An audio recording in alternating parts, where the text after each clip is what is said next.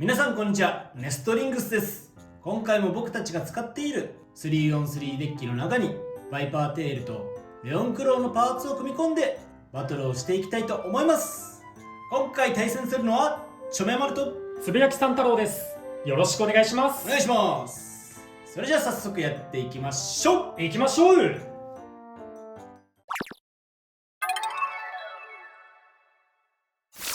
それではまず最初にシュートポジションを決めるじゃんけんをやっていきたいと思います。最初はグー、じゃんけんぽい、あいこでしょ。左側。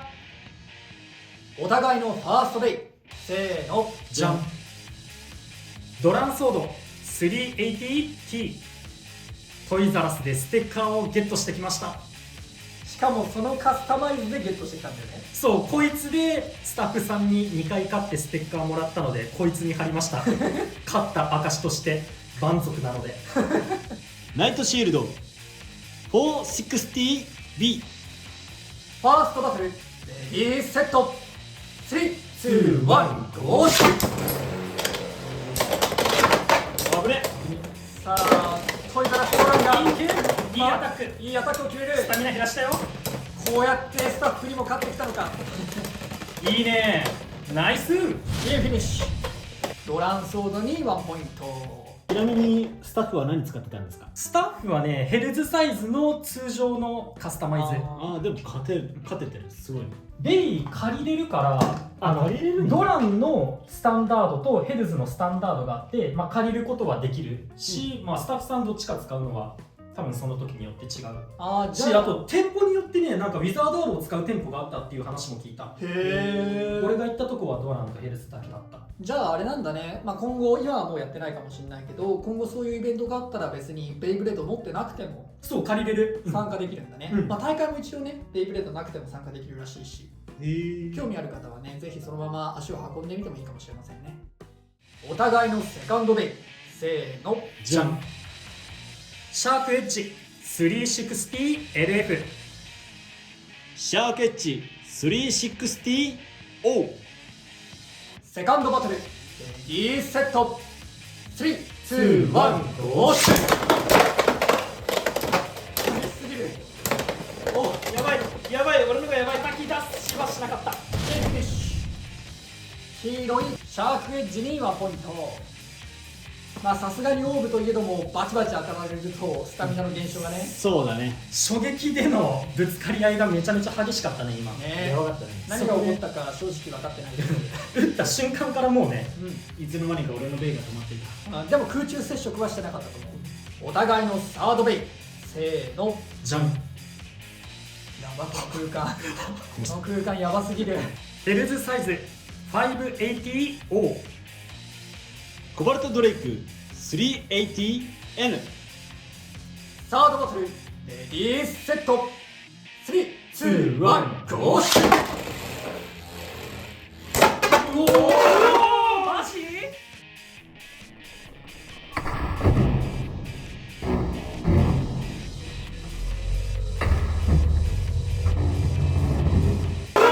マジ？エクストリームフィニッシュ。コバルトドレイクに3ポイント。やったぜ。こんなはずじゃなかった。大逆転。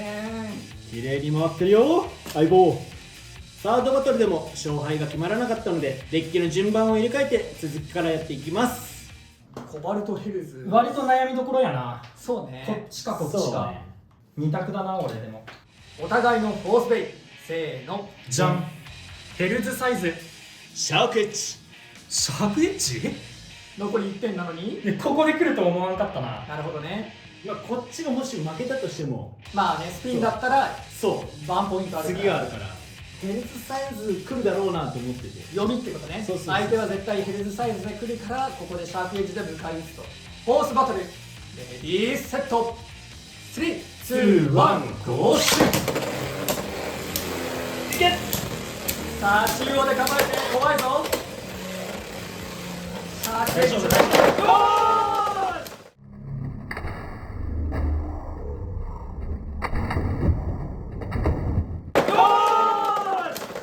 ファーストフィニッシュ。シャークエッジに2 2ポイントということで、この 3on3 バトルの勝者はチョメマル。やったー近づきすぎ、そこ映ってないからね。やったー。いや、読み通り。剛くんだったな。読みが勝ちました。バーストか。そう、結構ね、ヘルズサイズ80使うとそうねね、シャークエッジにこうバーストされるみたいなのは、うんこの1ヶ月間ぐらいちょこちょこ見てきたからね、読み通りだったね。完璧な作戦だった。はい、というわけで 3on3 対決やっていきましたけど、いかがだったでしょうか。いやー、途中まではね、こっちが優勢だったのに、エクストリームフィニッシュから一気に流れ持ってかれたな。そうだね。自分もエクストリームフィニッシュ取れると思ってなかったから。あれ超痛かった。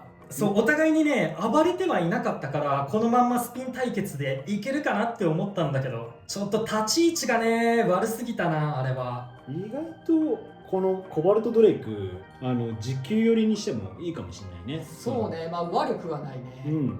多分ヘルズサイズとなんていうんだろう、純粋な持久戦、どこにも当たらずにそのエクストリームダッシュ乗ることもなく純粋に削り合ったら、さすがにヘルズの方がそうだね。上だとは思うんだけど、そうならなかったらね、うん。割とコバルト側にも有利な場所はあるかなとは思うし、ただね、やっぱちょっとバーストしやすいっていうそうだね前回のね動画で言ってたから、そのビット選びがねちょっと難しいところはあるかもしれないね。で、その後ちょっとね、ヘルズサイズにリベンジしてもらおうかなというか、挽回してもらおうかなって思って4期目でも使ったんだけどね、まさかのでもねえな、シャークエッジが相手だったら、まあバーストされちゃって、今回、580とオーブで使ってて、やっぱ80だからちょっと背高いやつ使ってるからね、相手がシャークエッジの時はバーストされる危険性結構高くなる。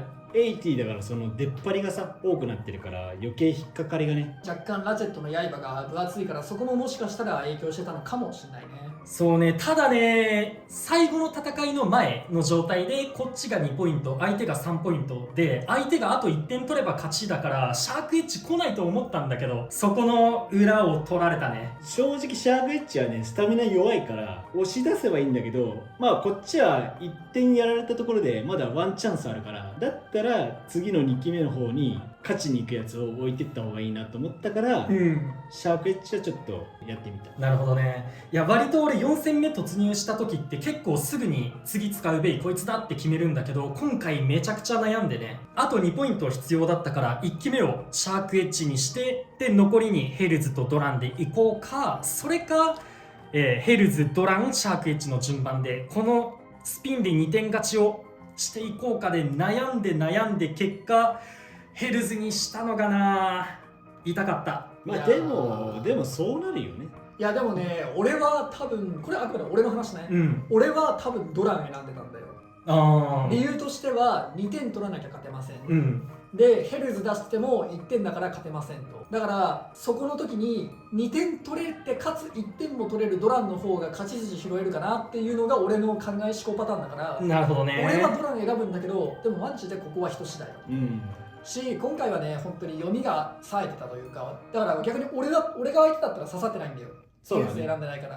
だから本当に、まあ、人読みもあるとは思うけど、作戦がバッチシ決まったって感じがしてね。むずいな。まああとつぶさんだから多分ヘルズかな。まあつぶさんはそう、俺だったらシャーク選ぶって思わん？いや多分シャーク。クエッジは飛んでこないだろうなと思ってたから。ああ、そっか。俺もなんとなくヘルズかなって思使うんだったらヘルズかドランが来るんだろうなと思ってたから、カウンター力のあるこのナイトシールドを外したんだよ。いや、俺もこの3戦目で負けたからこいつをさらに持ってきたっていうところもあって、このヘルズもドランも同じような戦績だったらドラン選んでたかもしれないんだけど、ね、リベンジして、そう、そこもあったな。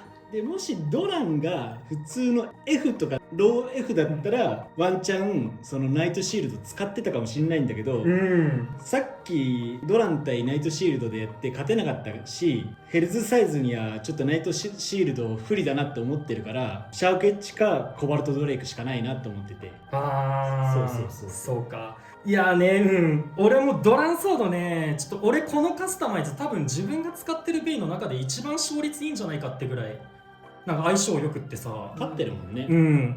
トイザラスのスタッフさんにも2連勝してきたカスタマイズなんで、あーそっか、難しいな。でも面白いところでもあるね。そう、この読み合い 3on3 のめっちゃ面白いところだよね。醍醐味やね。あとオーブやっぱいいね。そうだね、うん、お互いにオーブ今回ねデッキに入れてて、そうだね。こっちはヘルズで使ってて、こっちシャークエッジで使って、いや綺麗に回るね。ね。そうヘルズにオーブ使えるってのは俺もデッキの中に入れてたけどさ、めちゃめちゃでかくない？だってボール他のとこに避けるんだもん。そうだよね、そうね今回ちょっと使ってはないけど、そういう利点もあるんだよね。そうドランボールとかさ、うんうんシャークボールはちょっとあれかもしれないけど、そういう風に分けれるし、ナイトシールドのボールとかね、そのボール軸をもう一個別のとこに入れれるっていうのは B じゃなくて O にするとヘルズサイズ自体はもしかしたら弱体化するとかもあるかもしれないけど、 3on3 デッキ全体のバランスは上がるよね。安定感増すね。そして持久ベイをねもう一個入れれるってことは環境も若干変わるかもしれない。そうだね。っていうのが結構前回のシャークエッジとかローフラットでちょっと変わったよねみたいなのと一緒で、結構このオーブっていう存在もそれが存在してるだけで結構いろいろ変わってくるのかなと思って、それは面白いなって見てて思ったね。この動画が良かったらグッドボタンとチャンネル登録よろしくお願いいたします。それじゃあまた次の動画でお会いいたしましょう。バイバーイ。バイバイ。